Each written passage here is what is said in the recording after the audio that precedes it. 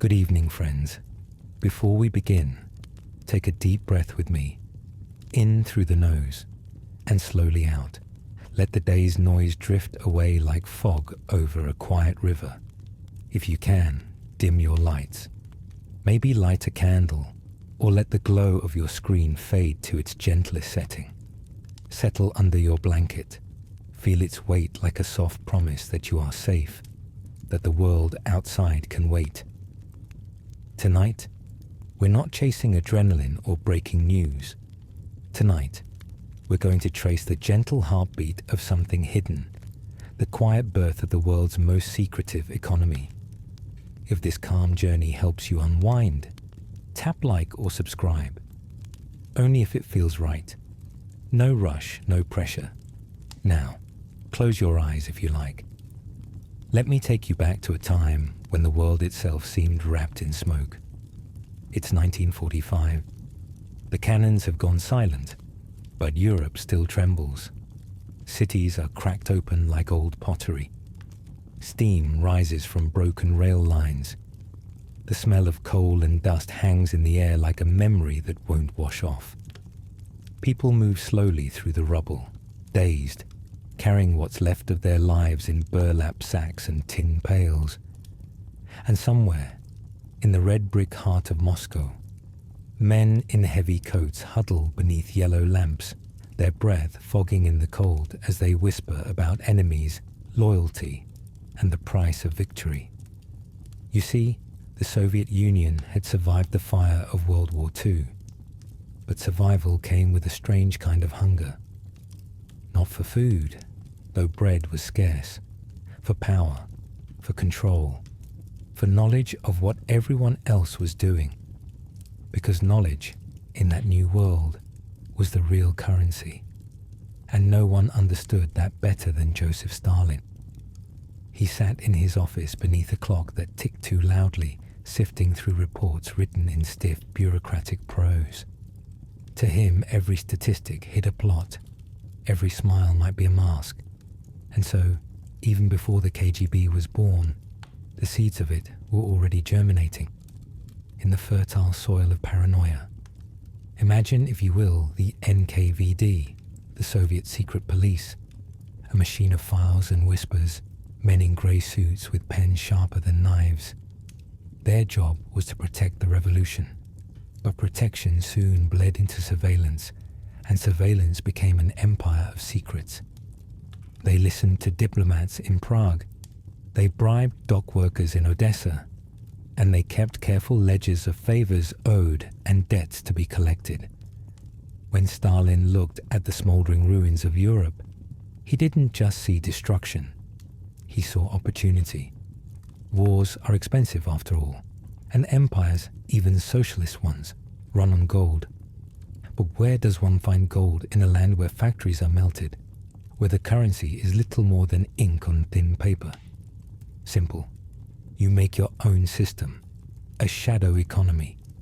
That's the thought that would soon shape the KGB's entire world. Money that isn't really money. Accounts that exist nowhere but in memory. Transactions whispered in back rooms over tea so strong it could stand on its own spoon. And beneath it all, a new faith, that secrecy itself could be wealth. By the late 1940s, Soviet intelligence had already begun experimenting with invisible finances. Not in the gleaming halls of Moscow, but in places like Vienna and Berlin. Divided cities where currency traded faster than morals. I always picture those places in black and white, like an old film running just a little too slowly. The sound of rain on cobblestones, the flicker of a street lamp that never quite works. Every cafe hid a spy, and every spy kept a notebook that could make or break a career. It was here, in this half-ruined Europe, that Soviet agents first learned how to move money without moving it at all. Gold bars stolen from Nazi vaults found their way to Swiss banks. Paintings recovered from Germany became assets traded for influence. Even humanitarian aid shipments carried small envelopes, marked with strange codes, that no customs officer dared question. Each ruble, each franc, each mark that passed through these invisible channels was another thread in the tapestry of the new order. The Western powers had their own secret economies, of course. The CIA, newly minted and brimming with idealism, was learning how to pay for coups with bakery receipts and oil contracts. But the Soviets approached it differently. To them, money wasn't just a means, it was camouflage. And in camouflage, the KGB would soon become the undisputed artist.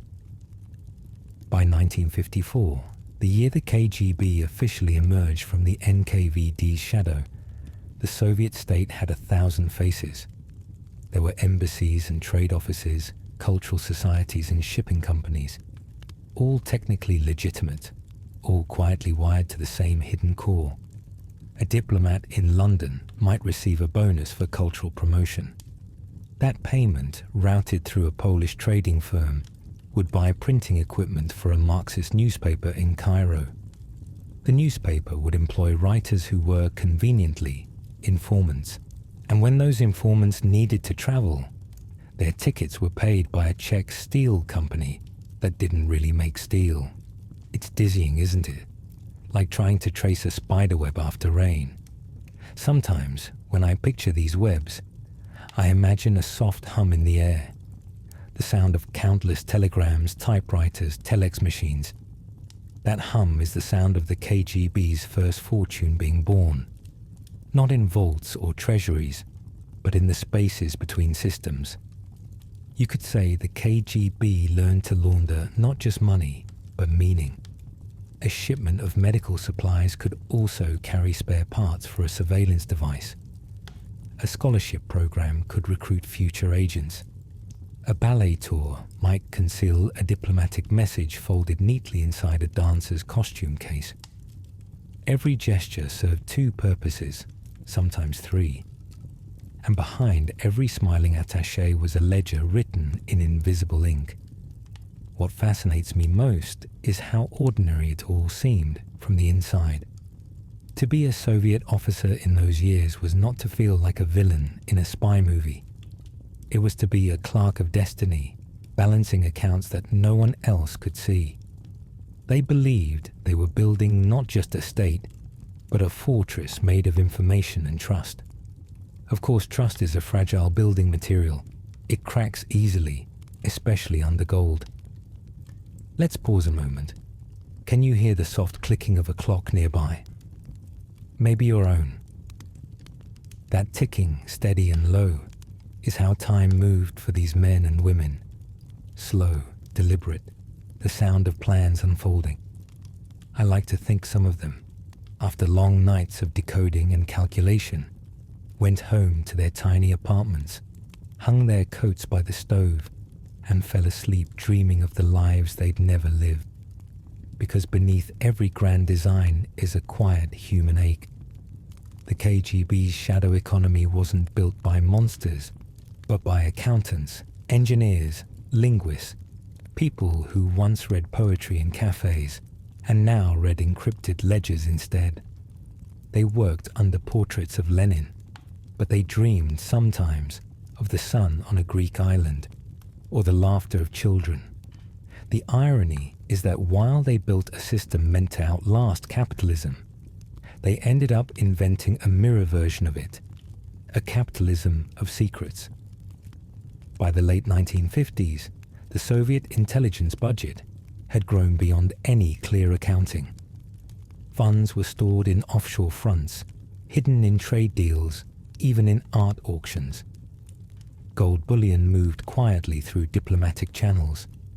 And yet, when you asked where it all came from, the answer was always the same gentle shrug. It came from nowhere. It simply was. And maybe that's what makes this part of history so oddly soothing. It's a reminder that even the most powerful institutions are built on human improvisation, on late nights, half-formed ideas, and a few too many cups of strong tea. It's a bit like baking bread without a recipe. Somehow, it still rises. The first decade of the KGB's life was one long experiment in financial sleight of hand. They learned which banks asked fewer questions, which couriers could be trusted, and how to use ideology as collateral. Money became language, and language became power. And just like that, the Soviet Union's invisible empire of gold and spies began to hum. And as we leave that cold office in Moscow, the papers neatly stacked, the ashtrays full, let your mind drift with the soft clatter of typewriter keys fading into silence. The next chapter will take us farther down the corridor, into the years when that shadow economy stopped being a necessity and became an addiction. But for now, stay warm, breathe softly, and let the hum of secrets carry you a little closer to sleep. Imagine the faint shuffle of paper, the rustle of coats in a long hallway. Somewhere, a radio hums out a tired waltz from another room. And there I am, still in that grey building in Moscow. Our story never really left. The air smells faintly of ink and winter, a mixture only the Soviet capital could brew. Good evening again, my friend. If you're still awake, let's keep wandering together. If you've drifted halfway into a dream, that's all right too. Just let my voice float along beside you, soft and steady, like snow gathering on a quiet street. When we last left the KGB, it was learning to move money without moving it.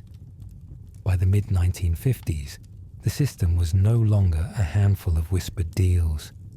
It was a living organism, arteries and capillaries of gold and influence that reached from Moscow to Madrid, from Havana to Hanoi.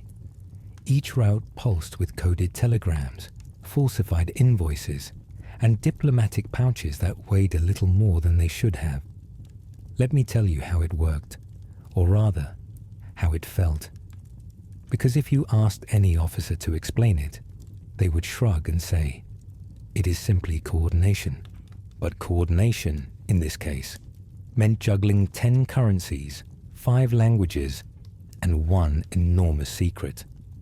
Imagine trying to balance your household budget while also laundering an empire's ideals through a network of shell companies.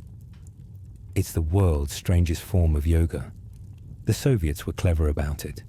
They couldn't match the West's open markets, so they built a closed mirror, a black ocean of barter, favors, and gold.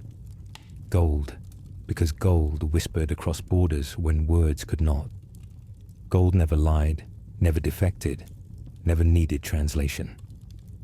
In the KGB's vaults beneath the Lubyanka, gold bars lay in stacks like loaves of heavy bread, each stamped not with beauty, but with survival. It started small. One trade mission in Prague might under-invoice a shipment of steel pipes. The difference, a few $1,000s, would appear in an account in Zurich. From there, it might travel to Beirut, then to a front company in Singapore that officially sold mechanical parts, but whose only machines were typewriters typing up fake orders. Every layer was another blanket over the fire, muffling the sound. And from the outside, it all looked perfectly dull. That was the genius of it, to hide excitement inside bureaucracy, the way a magician hides fireworks in a loaf of bread. The Cold War was heating quietly. The CIA had its Marshall Plan diversions. The KGB had its socialist solidarity funds. Both sides called it aid, but both sides kept the receipts.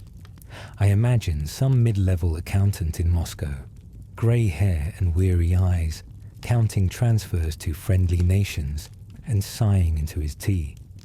He would note, perhaps, that a certain African liberation movement needed more printing supplies. And he would know that printing supplies meant cash, and cash meant allegiance, and allegiance meant another invisible thread in the web. Outside, the city slept beneath thin curtains and thicker secrets. In small apartments, families warmed soup over gas stoves, while somewhere downtown, a man in a uniform signed an order that would move $1 million worth of Swiss francs through a Hungarian shipping company that didn't own a single ship. Strange, isn't it? How worlds coexist like that. The ordinary and the covert, side by side, one living on cabbage and hope, the other on cipher and gold.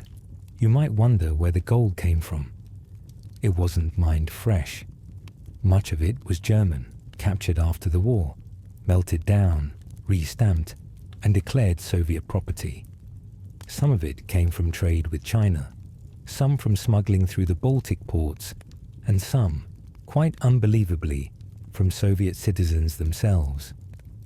Patriots asked, gently but firmly, to sell family heirlooms for the good of the state.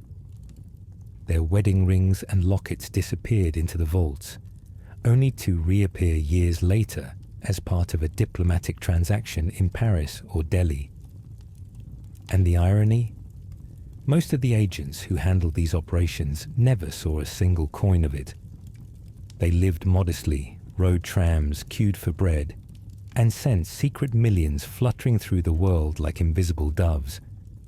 You might call it loyalty, or simply habit. In a system built on secrecy, silence becomes its own kind of currency. I sometimes imagine walking through one of those offices in 1958, late at night, the sound of rain against the tall windows, stacks of files everywhere, each folder filled with the small handwriting of men who trusted no one but their fountain pens. Somewhere, a samovar steams softly, filling the air with the smell of metal and tea leaves. A woman in a wool sweater takes shorthand notes, while her superior dictates in a tone that never rises above a whisper. Outside, the streetlights flicker. The whole scene feels tranquil, almost domestic, except that every word in that room could change the fate of a government. By now, the KGB's economy had become self-sustaining. Profits from arms sales disguised as industrial exports funded intelligence networks abroad, which in turn generated access to more trade deals, more accounts, more leverage. A snake eating its own tail, except the snake was wearing a very proper Soviet tie. There were mistakes, of course. A few couriers caught with false papers in Istanbul. A banker in Copenhagen who asked too many questions. But for every slip, the system adapted. New names, new fronts, new codes. Like a spider repairing its web after rain, the KGB's financial architects worked quietly, patiently, never rushing, always weaving. One of my favorite details from that era is the story of the red tulip. It sounds romantic, doesn't it? In truth, it was the code name for a Belgian diamond merchant who traded uncut stones for Soviet platinum. He never knew his clients were agents. He just thought the Russians were eccentric, paying partly in bullion, partly in cultural artifacts. Years later, when Belgian inspectors investigated, they found that several of his stones had been part of a fund used to finance communist newspapers across Western Europe.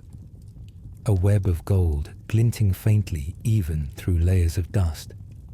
And yet, beneath all this glitter was an unease, a kind of moral tinnitus. Because what happens when secrecy becomes routine? When you forget which transactions are real and which are invented? Some KGB officers began to hoard small luxuries, foreign cigarettes, perfume, chocolate bars brought back from missions. Tiny trophies of a life they were forbidden to admire. They kept them hidden in drawers like relics, the way monks might keep fragments of saintly bones.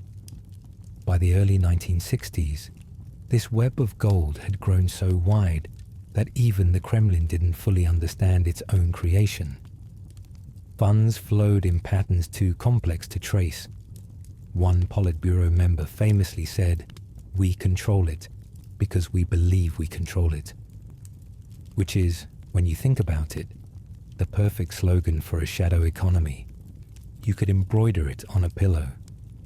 Sometimes, at night, I picture one of those agents standing at his window, watching the snow drift down over the city. He knows that somewhere far away, a factory in Finland is selling machine parts that don't exist, and the profit from that illusion will soon buy listening equipment for a consulate in Cairo. He doesn't question it. He just sips his tea and thinks, perhaps this is what victory feels like, quiet and invisible. There's a soft tragedy in that thought, isn't there?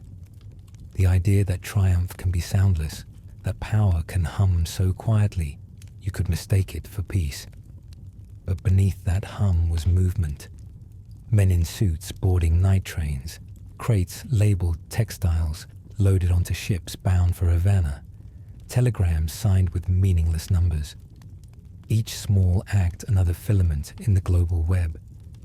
And so, the KGB's shadow economy grew, feeding on secrecy the way coral feeds on darkness, building a reef of quiet influence under the surface of world politics. Governments rose and fell above it, but the network endured, humming softly beneath the waves. And as we leave this chapter, imagine the sound of that hum blending with your own breathing. Steady, calm, endless. In the next part of our story, we'll follow that hum into new waters. The era when gold turned digital and secrecy learned to wear a suit of silicon. But for now, let the lamps dim, let the music of the rain continue, and let your mind rest in the quiet shimmer of the web of gold. The night smells of ink and frost. Somewhere, a radiator ticks like a distant metronome, and through the window, Moscow hums in a low mechanical lullaby, the sound of trams, wind, and tired ambition. Good evening again, dear listener. If your eyes are half closed, that's fine. If you've already drifted off and only half hear my voice, that's fine too. The best stories are the ones that keep watch while you sleep. Tonight, we step deeper into the quiet corridors of the Cold War. Not the loud battles of propaganda and speeches, but the slow commerce of secrets. The kind of history that doesn't march, it drips. By the early 1960s, the KGB's shadow economy had matured into something bigger than anyone in Moscow could easily describe. The files piled so high that even the clerks stopped pretending to understand them. If you'd asked them what all those papers meant, one might have shrugged and said, "It's just the way the world breathes now."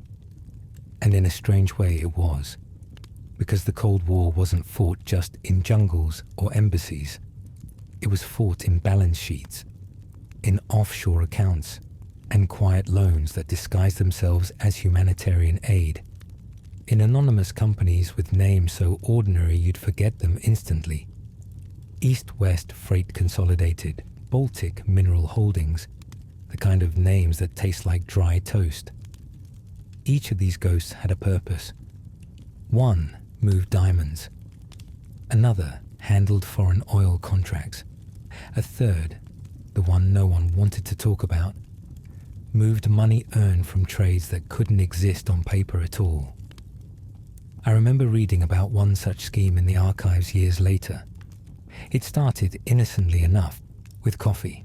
You see, the Soviet Union adored coffee almost as much as it feared Western imports. It was a rare luxury, dark, aromatic, smuggled from Ethiopia and Colombia. So the KGB set up a trade company called Kavimport. Officially, it bought beans for Soviet cafes. Unofficially, it moved currency between Latin American allies and Eastern Bloc accounts in Cyprus and Malta. Each sack of coffee was worth more than caffeine. It was a courier of invisible rubles. Imagine that. Somewhere in Havana, a dock worker hoists a bag of beans onto a ship, never guessing that nestled inside are 3 envelopes, each carrying the lifeblood of an ideology. The money trail curved like smoke. A few million here for a Cuban sugar refinery. A few million more for an agricultural equipment cooperative in Angola. Except the equipment never arrived, and the sugar never shipped. What did arrive was loyalty and access. To the outside world, these looked like gestures of friendship. Inside Langley, they looked like red ink on a map. Inside the KGB, they looked like opportunity. Because the beauty of a shadow economy is that it can fund anything. A radio station, a rebellion, a research lab, even a chess tournament if it helps morale. The point isn't what the money does. The point is that it moves unseen. And oh, how it moved. Across Switzerland's discreet banks, through Austria's tolerant tax codes, and into the rising havens of the Middle East.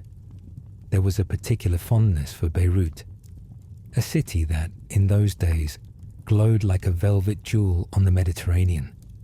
Its banks welcomed everyone from merchants to smugglers to diplomats with suspiciously heavy briefcases. At night, the waterfront bars were full of soft jazz and cigarette smoke, and if you listened carefully, you could hear Russian, English, Arabic, and French woven into one continuous whisper. Each table held a story. A KGB courier pretending to be a Bulgarian trade official. A Western banker who liked Soviet caviar just a bit too much. A waitress who poured drinks and memorized faces for a local intelligence service. Beirut was a crossroads, a kind of neutral dream, where gold changed hands with the grace of dancers trading partners. And it wasn't just gold. There were rumors, soft, untraceable, that the Soviets, through their intermediaries, sometimes trafficked in things far stranger. Rare uranium ore, old art, even ancient manuscripts from monasteries. Each object a vessel for money that could not otherwise exist. A Rembrandt painting could travel from Leningrad to Geneva, get sold 3 times in a week, and end up back in a vault in Minsk, its paper trail now hiding the transfer of millions. It was absurd and brilliant at once, the kind of operation that could only exist in a world where reality itself was negotiable. And in that world, the KGB's accountants became poets. They learned to write sonnets in numbers, odes in ledgers, ballads in forged signatures. A misplaced decimal could collapse an operation, so they handled arithmetic the way surgeons handle scalpels. When I imagine them, I see quiet men in brown suits, the smell of cheap cigarettes and rubber stamps filling the air, their fingers ink-stained but steady. There's a tenderness in that image, isn't there? To think that even global espionage rests on the careful penmanship of a tired clerk trying not to spill his tea. Of course, not everyone saw it as art.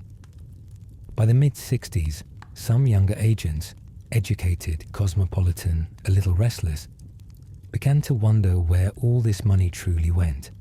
They saw the paradox too clearly. The Soviet Union, champion of equality, was quietly cultivating its own millionaires in uniform. Men who had access not to yachts or sports cars, but to the more subtle luxury of power without accountability. There were murmurs. Someone jokingly called them the Crimson Bankers. Another coined the term rublevistas, half mocking, half admiring the new elite. One officer, interviewed decades later, said, "We built a capitalism of comrades. We just never called it that." He laughed softly, then added, "It paid better." It's strange, isn't it? How systems end up imitating the very things they oppose. The KGB's secret traders studied Wall Street reports more closely than party manifestos. They learned how futures worked, how to hedge risks, how to use currency fluctuations the same way spies use disguises. Every banker became a field agent, and every field agent somehow became a banker. And through it all, the gold kept flowing, never sleeping, never pausing, just shifting forms like a dream you can't quite remember. In the late 60s, the operation reached a kind of quiet perfection. If a coup erupted in some distant country, odds were that both sides were buying their weapons through front companies connected to the same KGB accounts. It was almost philosophical, money funding its own reflection. And yet, even perfection grows tired. By 1971, the Soviet economy was showing cracks. The official ruble lagged behind reality, and the black market thrived like ivy on old stone. Within the KGB, the lines blurred even more. What was the state's money? What was personal profit? No one could quite tell anymore, and perhaps no one really wanted to. Let me pause here. Can you hear the faint hiss of wind outside your window? Imagine it's the sound of paper shuffling through an embassy office, somewhere in East Berlin or Warsaw, as an officer locks his drawer and takes one last sip of vodka. He believes in the mission, mostly, but he also believes in sending his daughter to university abroad, and that requires just one unrecorded transaction, a small favor, a friendly signature. That's how every empire begins to melt, not with betrayal, but with accommodation. Little compromises that feel harmless at first, until one day the whole building is quietly leaning. Still, for all its contradictions, the KGB's shadow economy was astonishingly resilient. Wars came and went, alliances shifted, but the network remained, quietly updating itself like a patient old machine. Gold shipments turned into electronic transfers. Couriers became code, and yet the principle stayed the same. Money that moved in the dark was money that obeyed no one. I sometimes think about that, late at night, how even now, somewhere, those invisible rivers might still flow. Old accounts that never quite closed, investments forgotten by the men who started them. Perhaps a sliver of Soviet gold still rests inside a vault in Geneva, earning interest for no one in particular, a ghost with compound returns. History is full of loud moments, but it's these quiet ones that linger, the whisper of pens, the hum of a fluorescent lamp in a basement office, the rustle of money no one will ever admit exists. And as we close this chapter, let that hum blend with your breathing again. We'll pick up the trail in our next journey, the years when ideology softened and the KGB began to trade not just in money, but in information itself. For now, let your eyes grow heavy. The gold never sleeps, but you can. The night is different now. It's thinner somehow, less smoke, more electricity. Outside, the Moscow skyline glows with the amber haze of late 1970s streetlights. The cars hum, the trams groan, and somewhere far off, a radio plays a sentimental song about endless love and eternal socialism. Good evening, my friend. If you've drifted a little since our last chapter, that's perfectly fine. Let your body stay soft, your breath slow, and your thoughts float here with me, halfway between history and dream, because the world we're stepping into tonight is changing. The gold is still there, locked in vaults and buried in trade deals, but it's learning something new, how to breathe through wires. By the late 1970s, the KGB's accountants had begun speaking a new language, one not written in rubles or francs, but in bits. In the corners of government offices, large boxy computers blinked their little red eyes, like polite robots waiting for orders. They looked harmless, refrigerators with ambitions. But inside those circuits was a quiet revolution, because for the first time, information could move faster than any courier, faster than any gold shipment, faster even than suspicion. And the KGB understood this before almost anyone else. They saw what others didn't, that the real treasure of the future wasn't metal or paper, but data, the invisible wealth of the mind. Imagine it with me, a small office in 1978, somewhere inside the Lubyanka. The room smells of ozone and coffee. There's a single computer terminal, its green letters blinking softly on the black screen, like fireflies in a dark forest. A young officer sits before it, typing slowly, his face lit by that ghostly glow. He's not moving gold tonight. He's moving names, codes, reports, bank routing numbers. The building outside is silent, but inside that machine, the world hums. This was the beginning of something extraordinary, the birth of the digital shadow. To the older officers, it seemed like magic. They trusted ledgers, carbon paper, and the smell of ink. Computers were suspiciously clean, too modern, too Western, too perfect. One colonel was rumored to have said, "Machines should type what I say, not think what I don't." But the younger generation was different. They'd grown up in cities where the neon lights never quite went out, and they were tired of waiting for history to move. They wanted a faster revolution, one that didn't require blood or speeches, just clever hands and humming machines. And so, a quiet partnership began to form. Between spies and scientists, mathematicians and dreamers, they gathered in research labs and institutes with long names, places that looked dull enough to be ignored, but inside were alive with curiosity.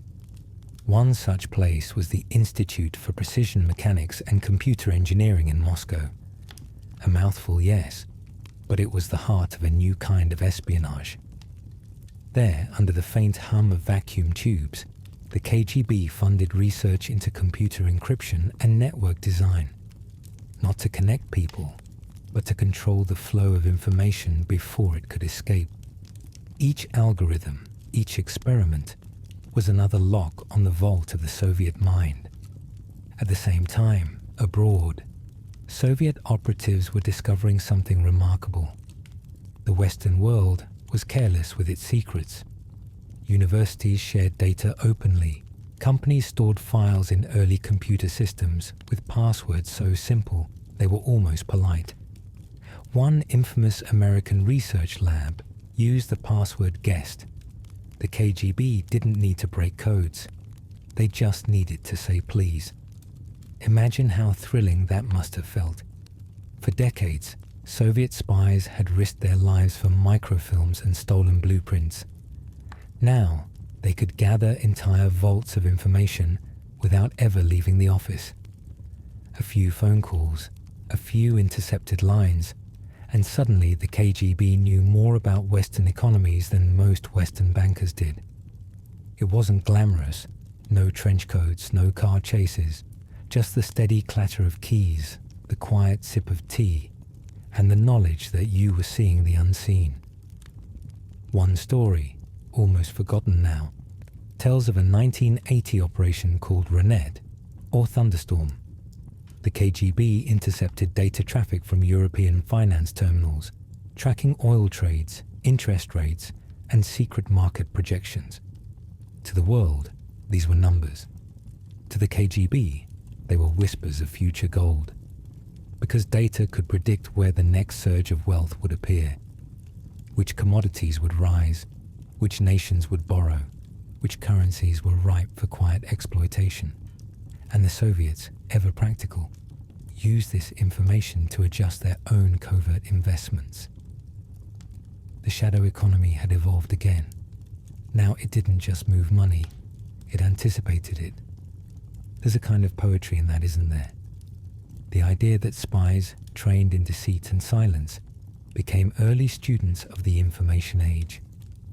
While Silicon Valley was still tinkering with hobbyist computers, the KGB was charting a world made of digits and delay times. Of course, they never called it cyber. To them, it was just control. But not all control is sinister. Sometimes it's just the human desire to understand, to make the world a little less unpredictable. That's what I think about when I imagine those rooms, men and women leaning over glowing screens, half terrified, half awed by their own creation. Outside, snow falls softly on Moscow's wide boulevards. It muffles everything: footsteps, car horns, even ambition. Inside, though, the air hums with static. Somewhere, a fax machine spits out a report from Berlin, and a young analyst smiles faintly. He's cracked a Western encryption pattern. The world doesn't change, not tonight, but the future just shifted slightly closer. There's another side to this story, of course. A quieter one, less about triumph, more about the cost. Because for every success there was confusion. The files grew so vast, the data so tangled, that no one could see where truth ended and fabrication began. Reports contradicted one another. Numbers danced in circles. And yet the machine kept feeding itself. Because in a system built on secrecy, to admit uncertainty was a kind of heresy. I often think of that paradox when I write late at night. The KGB wanted to know everything, but knowing everything means knowing nothing well. It's like trying to taste the ocean one drop at a time. By the mid-1980s, as the Soviet Union creaked under its own weight, the digital web had grown beyond its masters. There were accounts the central government couldn't find, companies no one could trace, and networks of data moving between Moscow, East Berlin, and Havana that operated almost on instinct. The shadow had learned to walk on its own. Some called it efficiency. Others called it evolution. A few whispered privately that it was the beginning of a quiet rebellion, an intelligent state that no longer answered fully to the state itself. In the Lubyanka, the lights burned late. Young programmers coded until dawn, their fingers trembling from too much instant coffee, the keys warm beneath their hands. Outside, an old guard smoked in the snow, wondering how a war fought with bullets had turned into one fought with digits. Sometimes, when I think of that moment, I hear a sound, a kind of soft, mechanical heartbeat, the pulse of the world learning to think. It's the same hum you might hear now, from your phone, your computer, the quiet electronics of your room, a modern echo of that first awakening. The KGB had built an empire of secrets, and now the secrets had become self-aware. Money was information, information was power, and power was everywhere. The gold that once glittered in vaults now shimmered invisibly in magnetic tapes and floppy disks. Invisible, silent, tireless. The secret had learned to breathe. As we close this chapter, let that soft electric hum settle in your imagination. The room around you might seem still, but somewhere in the quiet, data is flowing. Gentle, ceaseless, and unseen. In our next chapter, we'll wander into the final decade of the Soviet dream, when the web began to fray, and the KGB's invisible empire tried to survive its own unraveling. For now, let your breath fall into rhythm with the hum of the night. The world can wait. Sleep if you can, and let the secret keep breathing for you. Good evening again, my friend. If your eyes are heavy, let them be. If you're already half in a dream, just drift. My voice will do the walking. Tonight we'll move through the late 1980s, that strange season when an empire began to loosen its collar, and even the walls of the Lubyanka seemed to exhale. It wasn't a crash, so much as a sigh that lasted a decade. The Cold War had grown tired. The flags still fluttered. The speeches still thundered. But beneath them, the wires buzzed with uncertainty. In boardrooms and ministries, men who'd spent their lives guarding secrets started to wonder what they'd been guarding them for. There were shortages in the shops, dust in the factories, and in the cafes of Moscow, People whispered names they hadn't said aloud in 20 years. And in the middle of it all sat the KGB. Older, heavier, a giant built on ledgers and habit. Its shadow economy still functioned. Money still trickled through the invisible veins, but the heartbeat was slower now. Imagine an enormous clock whose gears have begun to slip. The hands still move, but not quite in time. The gold still existed, of course. Bars stacked neatly in underground rooms, foreign accounts quietly compounding interest. But for the first time, no one seemed sure who they truly belonged to. The party, the state, the people who knew the passwords. It was a new kind of question, one that didn't fit in the official vocabulary. In 1985, Mikhail Gorbachev arrived, a man with a smile, a plan, and a vocabulary full of fresh air, perestroika and glasnost, restructuring and openness, words that felt like someone had finally cracked a window in a long-sealed room. For the citizens, it smelled of hope. For the KGB, it smelled of danger, because openness is the enemy of the shadow. It lets in light, and light shows dust. Every hidden fund, every offshore account, every shell company suddenly looked less like patriotism and more like theft. And yet, dismantling the machine was impossible. Too many lives depended on it. Too many secrets were tangled together like vines. So the KGB adapted again, as it always did. It spoke the language of reform in public and in private. It began preparing for a future without a Soviet Union. Quietly, methodically, it started to move its treasure out of reach. Not to betray the state exactly, but to survive its collapse. Picture it. Diplomats requesting emergency transfers for cultural programs. Shipments of scientific equipment diverted to unfamiliar ports.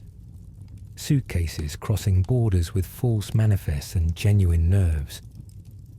Somewhere in Zurich, a banker received a call from a client he'd never met, asking to open an account under a name that didn't exist. And when the papers were signed, a small river of Soviet gold slipped quietly into the sea of global finance. It was during these years that the KGB's invisible economy became something new. A diaspora of capital. Money that no longer had a homeland. It floated, ownerless, invested in real estate in Vienna, oil in Cyprus, shares in obscure shipping firms. No one could tell where the state ended and the private began.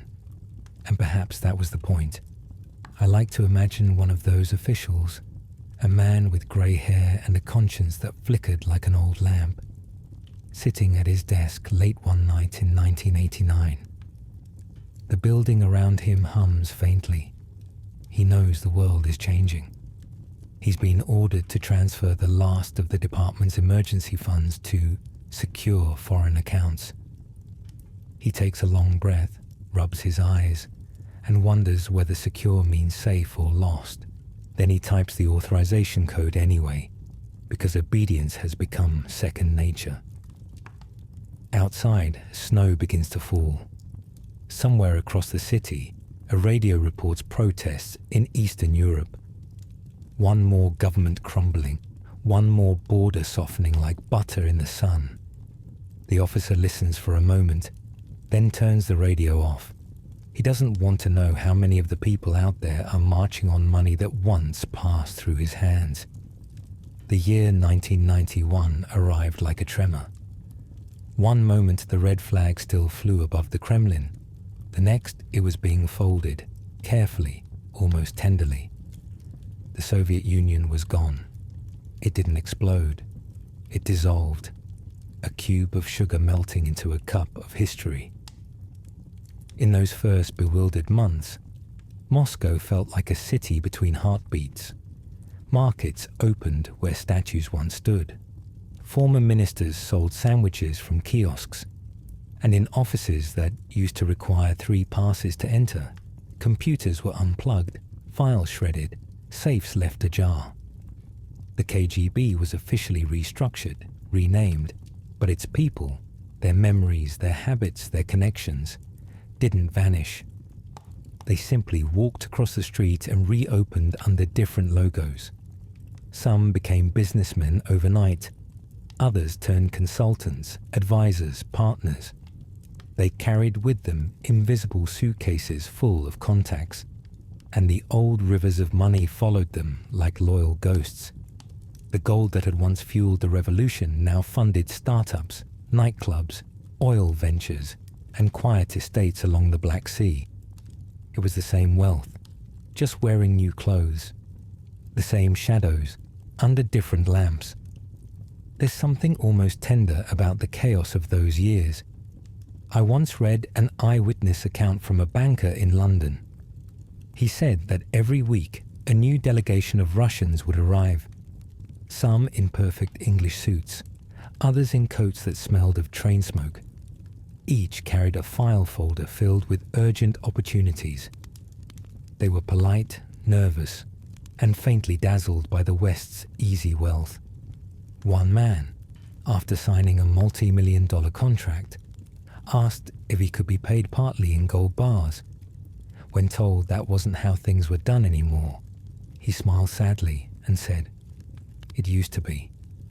And somewhere, the ghosts of the old system laughed quietly, because they had built this, a world where money moved without nations, where the art of secrecy had become the global norm. If you close your eyes, you can almost hear that transformation. The sound of ledgers turning into servers, of whispered passwords replacing stamped seals. The KGB didn't die.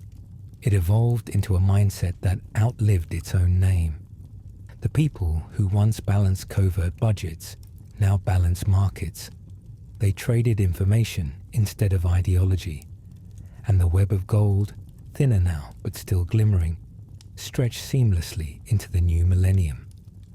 But before we follow it there, let's linger a little longer in that early 1990s twilight. The air smells of petrol and snow. The neon signs are flickering into existence for the first time. Somewhere, a musician plays saxophone on a corner, the notes echoing through alleys once reserved for parades. The city feels unsteady, like someone learning to breathe again. A woman in a fur hat buys apples from a street cart, their scent sharp and sweet. Two students argue softly about democracy. A former agent passes them, briefcase in hand, and none of them recognize him. Why would they? He's just another man now, anonymous, weightless, carrying perhaps the last secret of the century. And as the snow thickens and the lamplight pools on the pavement, the web we've been following grows faint. Not gone, just quieter, like a spider's thread glinting one last time before dawn. In our next chapter, we'll see where those threads drifted, how the children of the old shadows found new ways to weave influence in a digital age. But for now, let's stay here, in that quiet Moscow night, listening to the city relearn the art of breathing. Breathe with it, in and out. History too must rest sometimes. Sleep if you wish. We'll begin again when the lights return. Good evening, friend. We've wandered far together, through gold and paper, through smoke-filled offices and humming machines. If your eyes are heavy now, let them close. If you're awake, keep listening. This final part isn't a march or a conclusion. It's more like a slow exhale after a long night of rain. It's the 1990s, then the 2000s. Moscow reborn in glass and neon. The air smells of gasoline, roasted chestnuts, and new ambition. Old slogans fade from the billboards. New ones promise phones, fashion, freedom. But beneath the fresh paint, the old network still breathes. The men and women who once answered to the KGB now have new business cards. Consultants, bankers, security specialists, heads of private foundations. The uniforms are gone, But the habits remain. The quiet way they speak, the instinct to read between the lines. Money that once hid in secret ledgers now moves as digital dust across continents. No gold bars, no couriers, just numbers slipping through fiber optic veins. And somewhere deep in those circuits, the ghost of the old shadow smiles. Because secrecy, once invented, never truly dies. It just learns new passwords. Imagine a boardroom in the early 2000s. A long, polished table, the scent of leather chairs, and coffee too strong to drink. The men at the table talk about energy contracts, pipelines, and partnerships. They use the language of free markets, but behind every deal is a pattern older than any ideology. Favor for favor, silence for profit. One of them used to handle foreign cultural funds in East Berlin. Another ran an import-export office in Prague. They don't mention it now, but the rhythm is the same. Each transaction still has a shadow twin, a part that no spreadsheet records, a promise that isn't written down. That's how the invisible web survived the collapse, not as a conspiracy, but as a habit of thought. An understanding that real power lives in the space between words. Technology made it faster. The same curiosity that once drove mathematicians to build encryption machines now fueled programmers and hackers. They weren't called spies anymore, but they hunted the same prey, information. Governments called it cybersecurity. Companies called it analytics. But to those who remembered the old ways, it was simply control reborn in code. Some of the brightest young engineers, children of the Soviet 1980s, found themselves working for firms whose founders had once served in certain agencies. It wasn't sinister, it was lineage. The shadow economy had gone corporate, polished its shoes, learned PowerPoint. Its board meetings began with polite applause instead of coded knocks. But listen closely, and you'd hear the same music underneath. That low, steady hum of secrecy keeping time. I sometimes imagine one of those men now, older, grayer, sitting in an office overlooking the Moscow River. It's late. The city glows like embers reflected on glass. He's reading reports on global markets, graphs rising and falling like the breath of a sleeping giant. He sips his tea, the same strong, bitter kind that once steamed beside typewriters and maps. He doesn't think of himself as a spy anymore. He thinks of himself as a custodian of continuity, someone who carried the fire through the storm.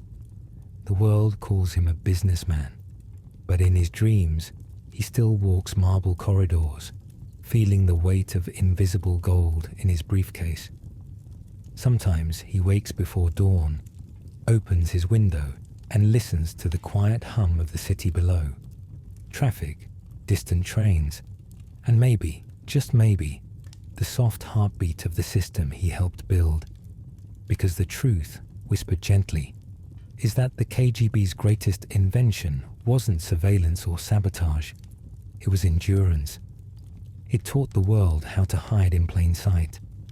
Every modern intelligence agency, every offshore fund, every encrypted message on every phone carries a faint trace of that old logic. The belief that safety lies not in honesty, but in discretion. You can feel it in every password you type, every privacy policy you half read and accept. We all live just a little inside the shadow the KGB left behind. It's not sinister, it's just human. We build systems to protect ourselves, and then spend our lives wondering what they're protecting us from. Now imagine turning away from all of it. The screens dim, the office fades. You're standing outside again, under a sky wide enough to forgive anything. The river smells faintly of iron and thawing snow. Somewhere, a street musician plays a slow tune on an old accordion. Children's laughter echoes off concrete walls. Life goes on, softly, stubbornly, beautifully. Maybe that's the real secret. Not power, not gold, but the ordinary persistence of people who keep living, keep hoping, even when the world above them trades in shadows. So tonight, as we close the last page of this long, quiet story, let's breathe together once more, in and out. The past is still humming somewhere, but it can wait. If this journey helped you unwind, you can whisper a thank you to yourself, or tap like and subscribe, only if it feels right. May these memories guide you into peaceful dreams. And if you've already drifted off, that's all right too. Sleep well, friend. The shadow never sleeps, so you don't have to.